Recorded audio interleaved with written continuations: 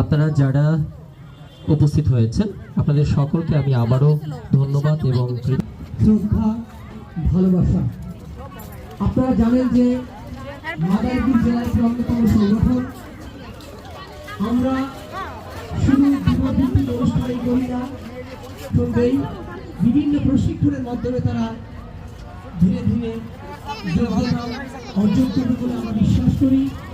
আপনারা যারা আজকে এখানে উপস্থিত হয়েছেন, বিশেষ করে আমাদের মাদারীপুর বিদ্যালয়ের শুভেচ্ছা বক্তব্য দেওয়ার জন্য আমি অনুরোধ করব অতিথি মাদারীপুর সংসদের সাধারণ সম্পাদক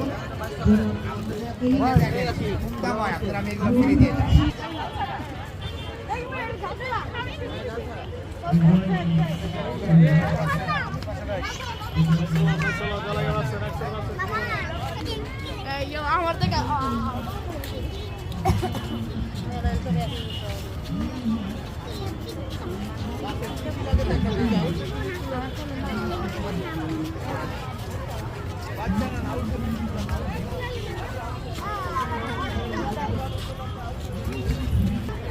আমার সাথে